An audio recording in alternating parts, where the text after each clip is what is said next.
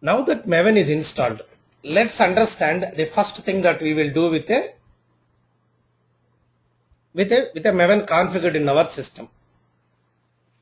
What I do as the first thing is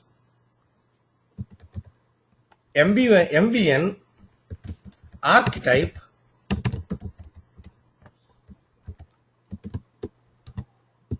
generate. So what I am trying to do here is I want to generate a project structure for a standard archetype. So when I say archetype here, you can understand it as a standard project structure. Just imagine your company is having a Java J2EE Spring based project. So if you use that Spring based J2EE archetype in your system, you will conveniently get a source code structure, along with it a pom.xml, which will actually help you out in automatically building that application. So archetype primarily can be understood as a template which Maven can understand, and it goes to the public repositories and fetch all the required dependencies and set that project and that project's build approach, everything in your system. That is why archetype is very important. If you say I want archetype for a simple Java project, Maven will understand it. Maven will fetch all the basic dependencies which are required for building a Java project. It will set up the class path for you, and it will give you a project structure asking you to put your Java code here, test cases here, so that it will automate the entire build process and deployment processes.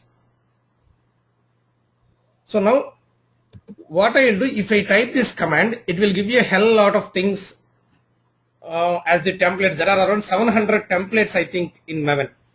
So to explain you that, I will try to write these things into a file.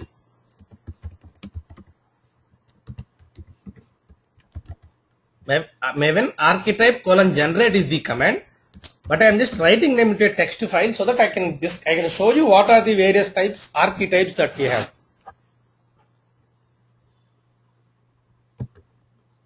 So when I run MVN archetype, it just checks to see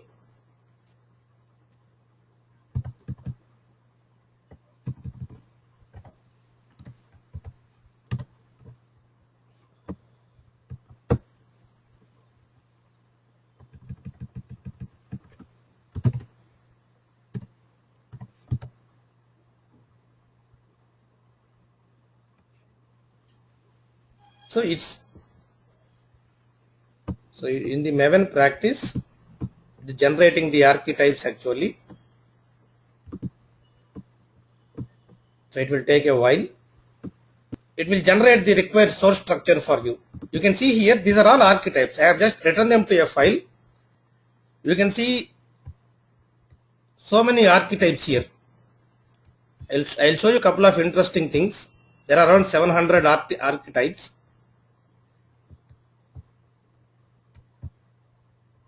These are all contributed by companies saying, if I want to have a sample Maven project, this is the archetype that you can choose. If you give 251, it will generate a sample Maven project, and it will also give you corresponding source structure. It will also give you a pom.xml so that you can automatically build that project as well. So what you see here is, if you choose an archetype, it will give you source structure, it will give you the build script. Both it will give you.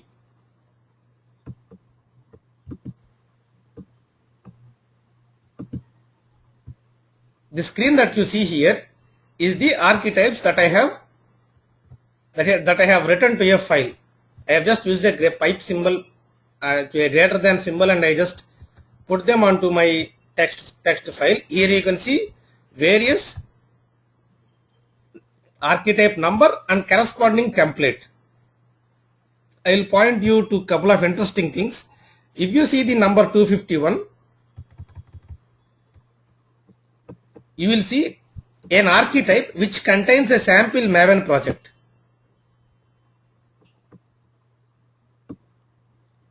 So now you can see here, line 251, you can see that the archetype number is 251.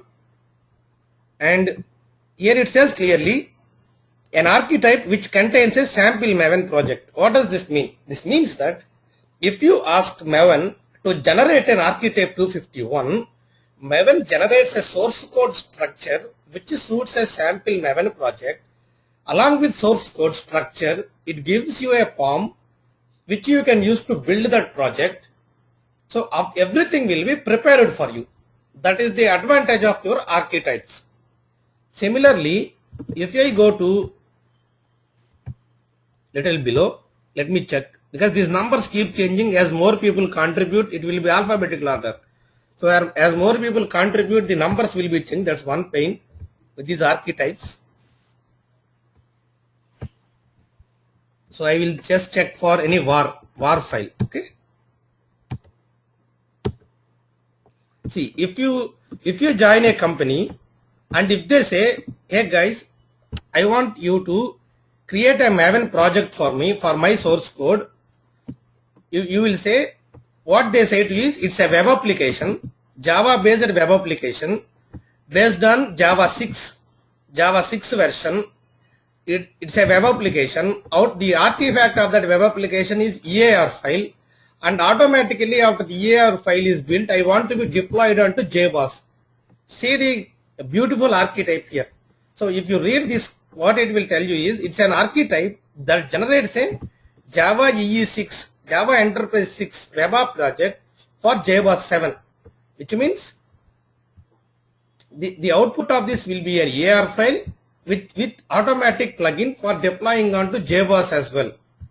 That is the kind of flexibility that Maven can give you. Maven can generate a source structure along with a form, and if you just say Maven package, it will run the project, create EAR file. If JBoss is installed for you, it will install the var file automatically into JBoss as well.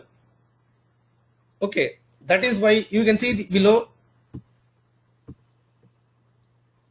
If it is not EAR file, it's a var file. Let's assume. So you can use this number 540, where you can see JBoss Java 6 web app.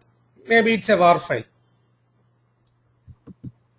If you are using, say, WebLogic,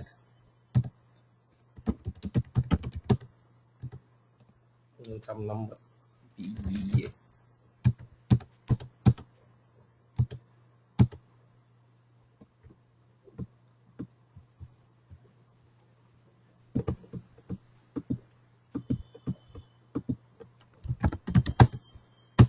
Okay, this is not there anyways.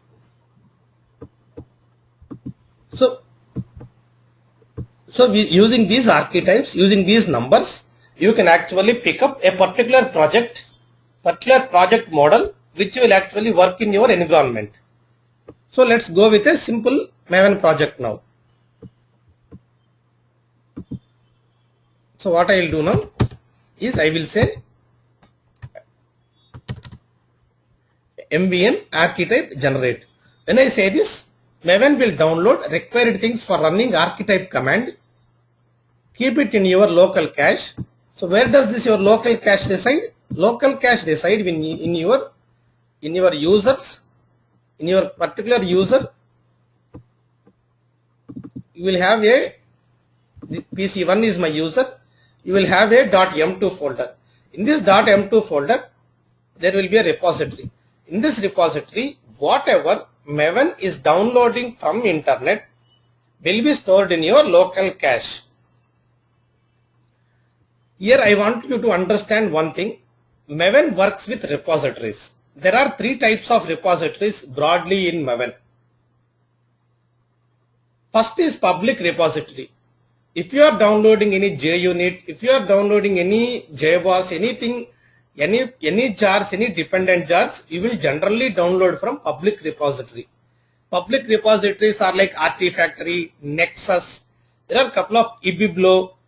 So there are a couple of public repositories from which Maven downloads the dependencies. For example, here JUnit.jar it requires for compiling or running your test cases. So it downloads the JUnit.jar from the public repository.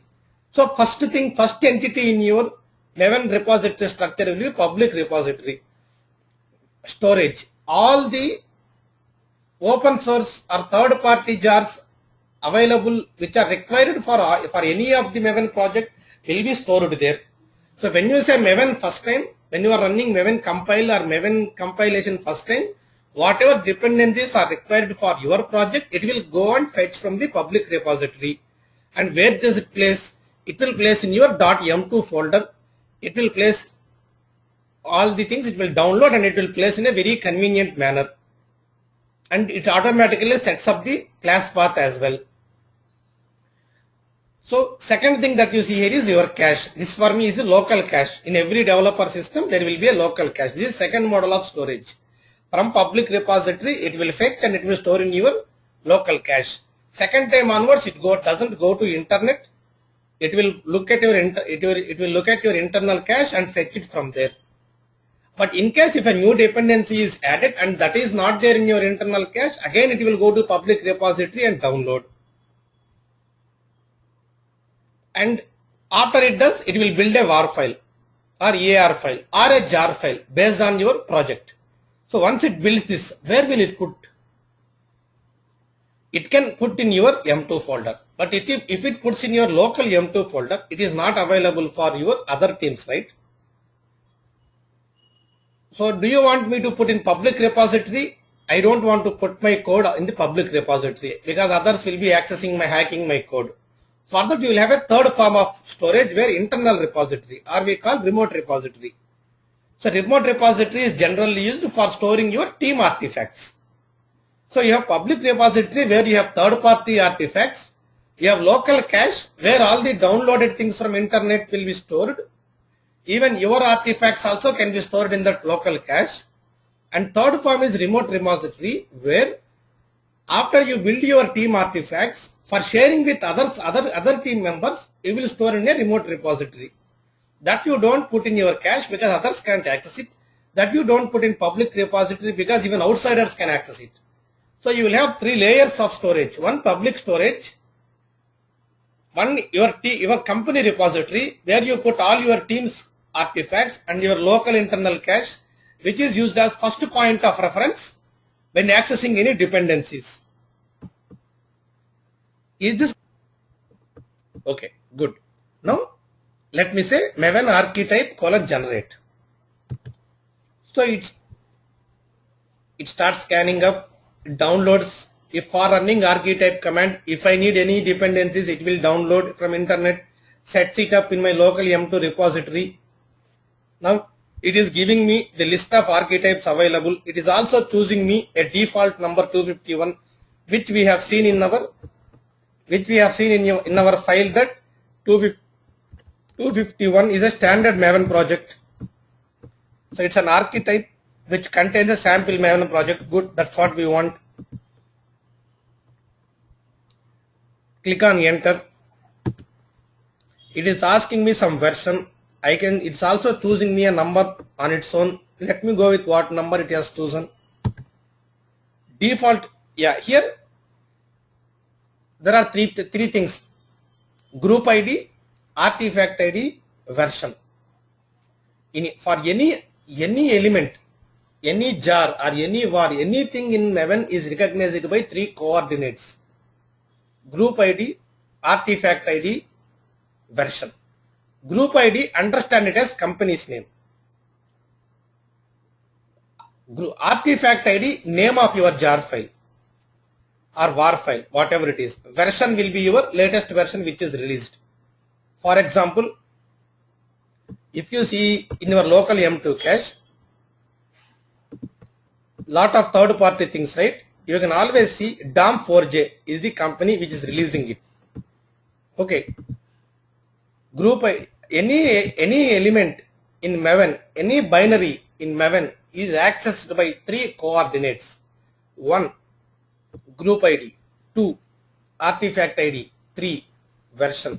Okay, if you see here, JUnit is the group ID, JUnit is the artifact ID, 4.8.2 is the version, and inside that you will have the artifacts. Actual jar will be inside this. That is how any jar file or any var file in Maven will be referred as. It will be referred with class words is the group ID. class worlds is the artifact ID. 1.1 is the version. Inside that you will have the binaries. Similarly, commons IO is the group ID. Commons IO is the artifact ID. 1.4 is the version. In that you will have the actual jar file available. So Maven recognizes any jar file by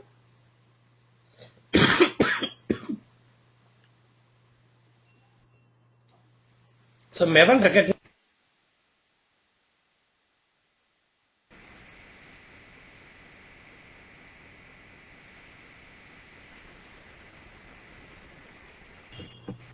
So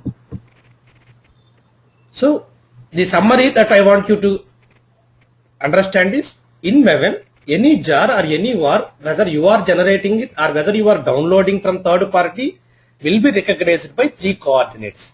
1 is group ID, 2 is artifact ID, 3 is version ID. Okay. Generally, group ID is also, you put it as package structure. Suppose you are in ABC company, right? So your group ID will be com.abc. Your package structure will be your group ID in general. There is no rule as well. You can choose anything as your group ID, artifact ID. So here let me choose group ID as sample app. Okay. I can choose this as well as my group ID. Okay. Now artifact ID. Let me choose same sample as my sample app is my artifact ID. Okay. And version 1.0 snapshot. Yeah, let me make as 1.0 snapshot. So define package. I can say sample app is my package also. Okay. Do you confirm these properties? Yes. Enter. So now build success. So what do I mean by build success here? Means Maven has succeeded in building a project model for 251 archetype. So where can I see it? Let me go to my Maven practice folder. You will see sample app here created. In that you will see here source and pom.xml created. So source here, if you see, there will be, it's a standard structure which Maven has given me. It will ask me now, see if I have some Java code, put it here. By default, it has created some structure. Okay. Here I can replace the sample Java file with any other Java code that I have. It is a template. It is asking me, it has put some Java file just for me to complete a demo. In reality, when you generate archetype, you will replace this Java code with your Java code. Similarly, here you will have the test. So here it has given a sample just test for me to as a demonstration. You can actually replace this test with your own test files. But the structure is important for Maven. Source, main, test. This is important for Maven. Because based on this structure only, it can automatically generate jars, it can automatically does deployments. So when Maven is generating a structure for you, if you restore if you retain the structures, it will be much easy. It does not mean again that it is hard fast rule to maintain the structures. You can always tweak them. But at this point, let's stick to what structure it has generated. Right. And more importantly, it has also generated a pom.xml for us. Pom.xml is very important in the context. It contains all information related to the build of the project. Here it knows what is the group ID, artifact ID, version which we have given. It is also having a name, sample app. If there are any properties, which you will be giving some properties in Ant. If you want to give any properties in Ant, like in Ant, you can give them under the properties section here. If your project has any dependencies, they will be here. They will be listed here. Okay. So this is all generated. So later I will show you how can we extend this POM, how can we add new dependencies, all that I will show you. So now at this point, what we have seen is an archetype generated, a pom.xml generated, a source structure available, some Java files are also available there. So now we have to build this project. So here there are the build cycle in Maven has lot of phases. Now let me go to that discussion now.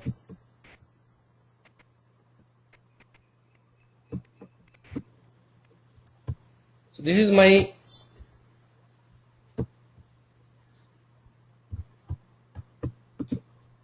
this is where I have prepared my own notes for Maven installation, what are Maven things.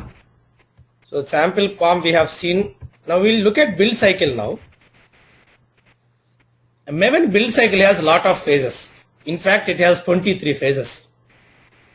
But we don't require to think about all these 23 phases at every time we are using. I will highlight the important phases. When you want to, so far what we have now is a project we have, a pom.xml we have. So what next? Build it, understand the build process, internals, and then build it and see the artifact generated, and then let's put it into our internal repository as well. Okay.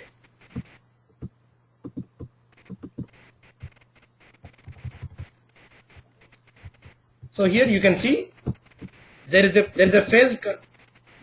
Build cycle in Maven runs as a set of phases.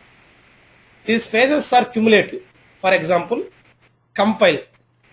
Compile phase actually is about compiling your source code.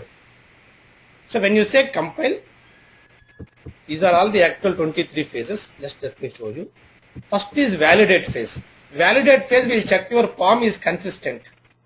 Is POM containing correct configuration? So it will kind of validate the structures and it will check if the POM is consistent. So the first phase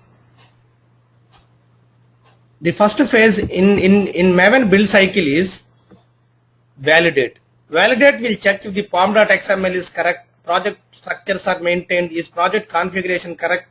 So all these things Maven will validate. So after validate, the important stage is compile. Compile will compile your source code and generate the class files. You know what is compilation. If you have .java files as your source, .class files will be your compilation. Similarly, the important thing, next thing is test. Test actually will run unit tests pointing to your class files. So what is a unit test basically? Why do you require unit tests? Let's spend a minute actually here. So you are implementing a Java code for testing a prime number functionality. So you write some logic. You divide with 2, you divide with 3, based on reminder that you get, you will conclude with some logic what is a prime number. And now you want to test it. How do you test? Today you will give 2, 3 some numbers and see if it is working. After 3 days you make some change. So again you want to test all the combinations. After a few days you make a change. Again you want to test all the combinations. So instead of doing those things manually, you prepare unit test cases. A unit test is nothing but passing a expected input to a functionality and asserting it if the output of the logic you have written is matching the expected output. For example, for the prime number function, if you are giving 2 as the input, your output should be your function, your logic should return me it's a prime number. At the same time, you know the value also that it should come as a prime number. So you will compare. You know the expected answer and you will actually check what is the actual output of your function. And you compare both of them. If both of them are matching, your test will pass. If both of them are not matching, your test will fail. So unit test is nothing but testing a method, testing a functionality with a given input, with a known input, and matching the actual result with the expected result.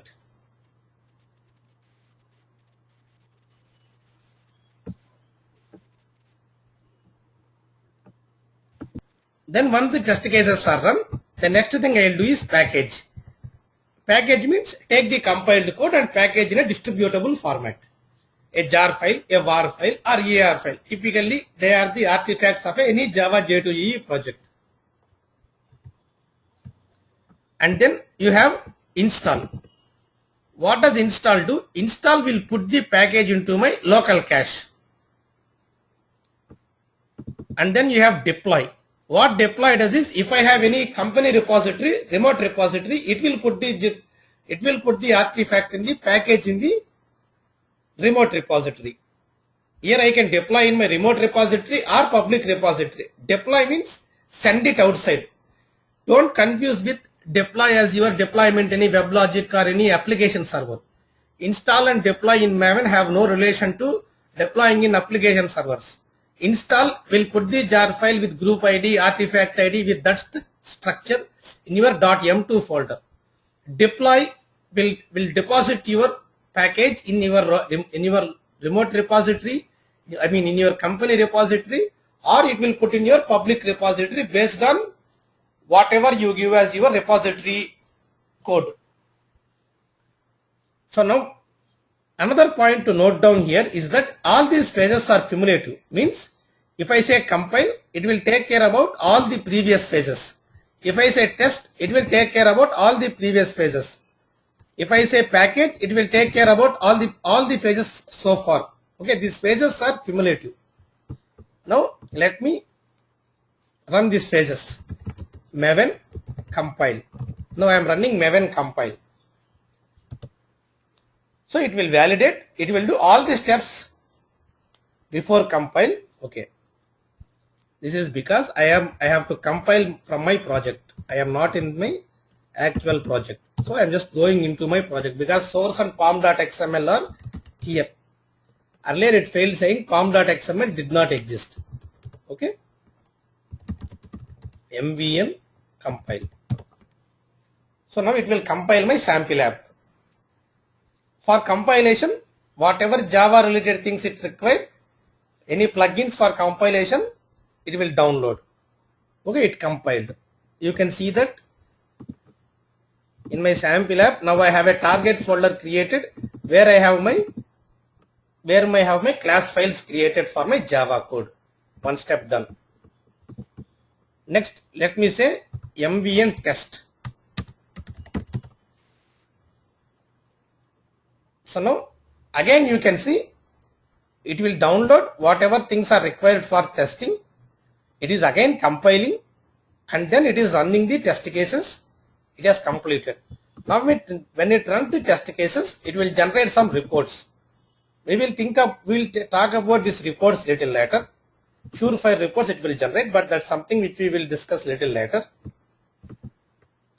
But what I want you to understand is test actually did compilation as well. Since there is nothing new to compile, it did not do any compilation extra. But if I delete this target folder and if I say Maven test, you can see that Maven test will actually do the compilation part, compiling one source file. Okay. And then Maven will run the unit tests to give me feedback on the changes done. After that, now I want to package it. I will say MVN package.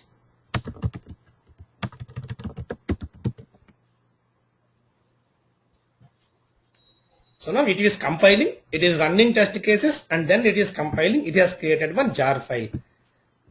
It will be artifact ID hyphen version. That is the structure of any jar file or any var file.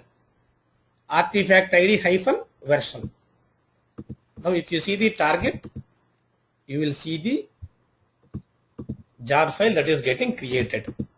So what we have seen in this is Maven compile, MVN test, Maven package. Now we will do Maven install.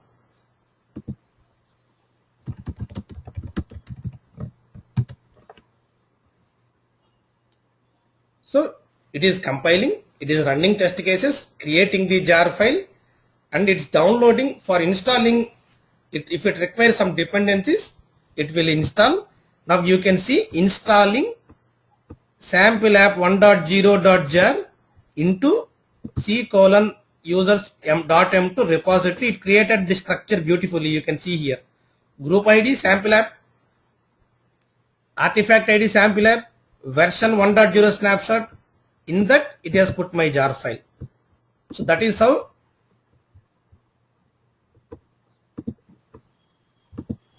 you can see the sample app. My jar also has entered into the local cache. Sample app, group ID, artifact ID, version. In that it will put the POM file and jar file, both.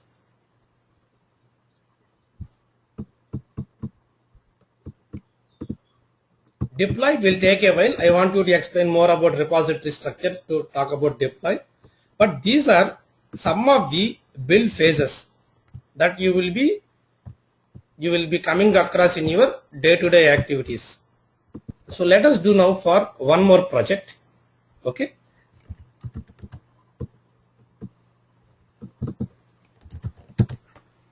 So I will say again MVN archetype generate.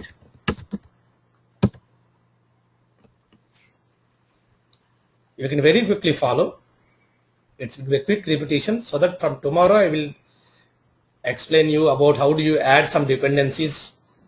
If a new code is added, if you want to add a dependency to POM, how do you do that? That's an important concept in Maven called plugins. So we will explore those things, but this will serve as a good introduction to that. So let me give a new number 540. Okay. So 7.0. It's asking me to choose 3. I will choose it. So now it's downloading things related to JBoss.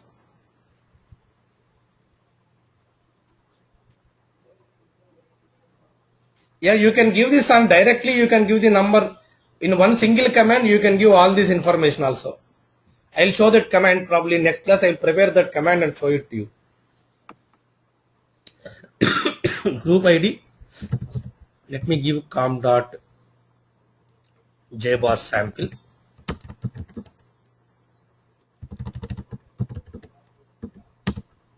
JBoss app. Okay. Or JBoss demo. Okay.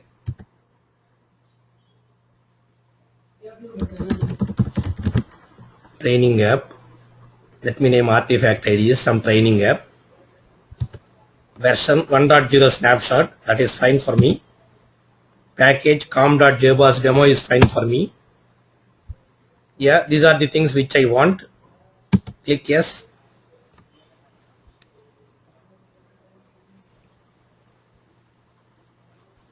So there is some problem. I think that is because the training app folder is already there. Okay, let me just do it again, guys.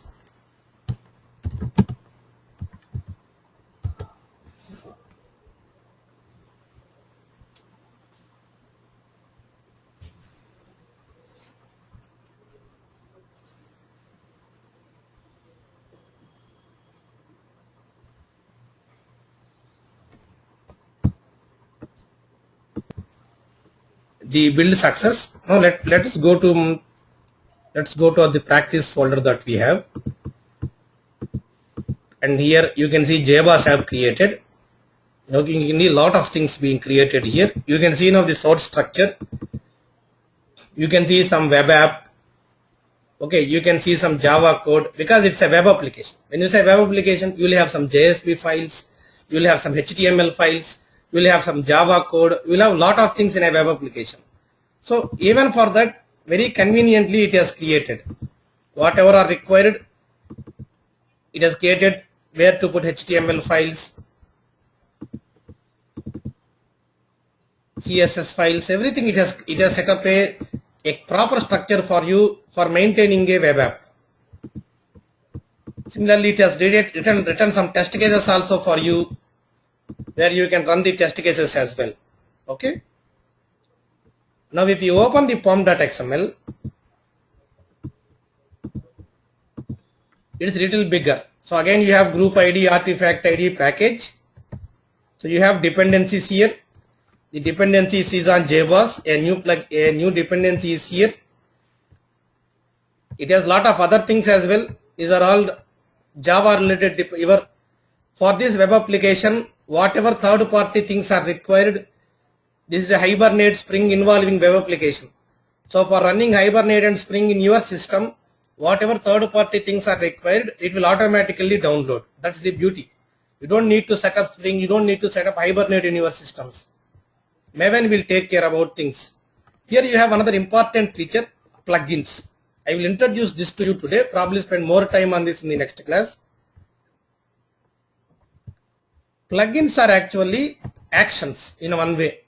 What you want to do is you want to compile. Okay, you want to create a var file. So you have var plugin. You want to compile. You have a compiler plugin.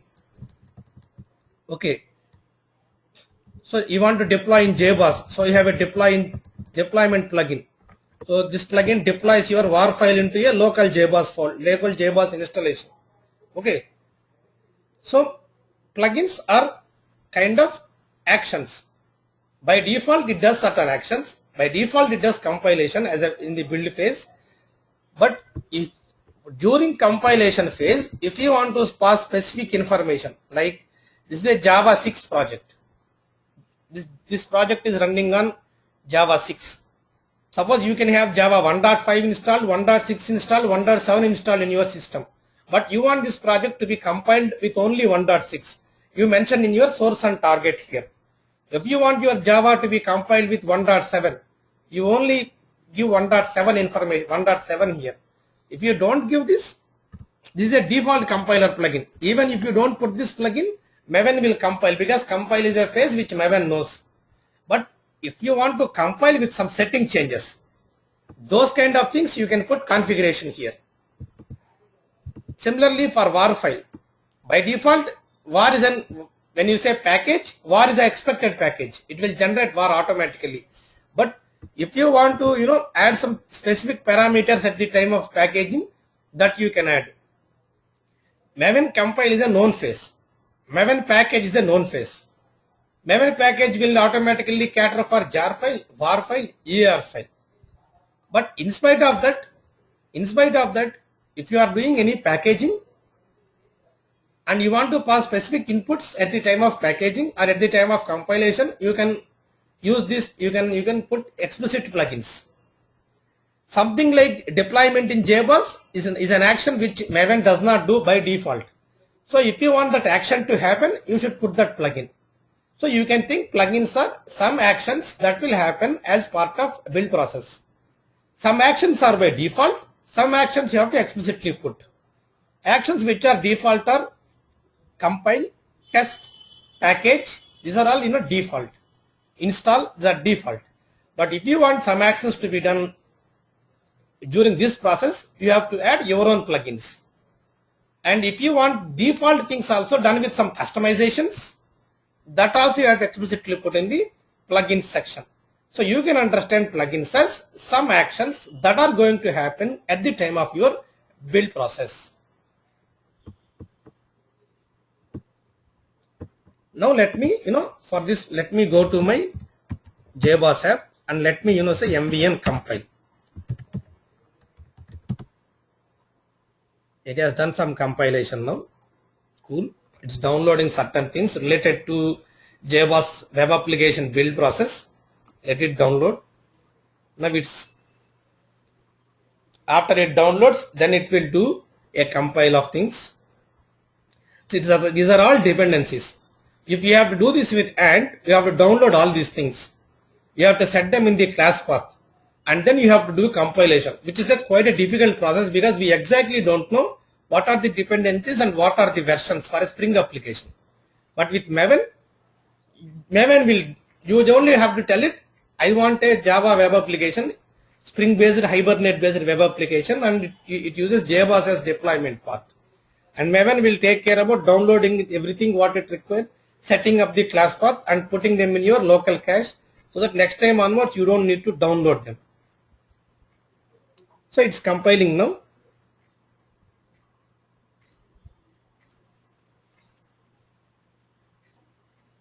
So it compiled the 6 source files. success.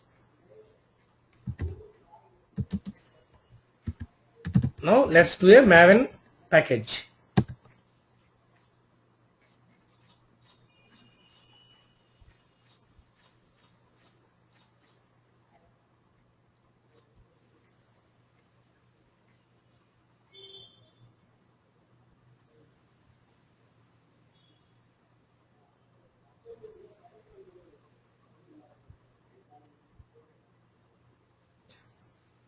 So it's compiling.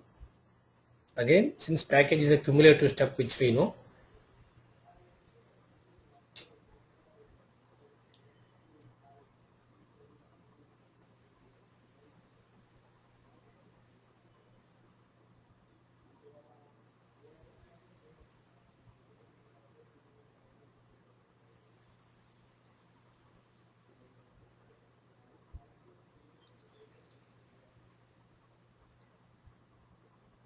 created the var file. Now if you go here, the JBoss app, you have the target, and then you have the JBoss app. You have this JBoss app.var file generated. Now if you want to install this,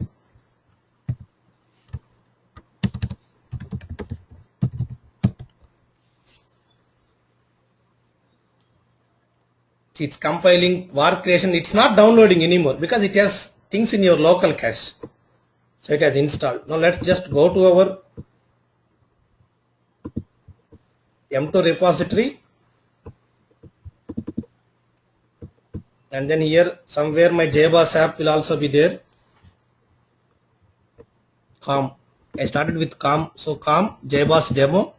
Here you can see JBoss app. Here you can see 1.0 snapshot. Here you can see my var file, beautifully structured. And if I put this in public repository, even you can download it by putting in your pom.xml.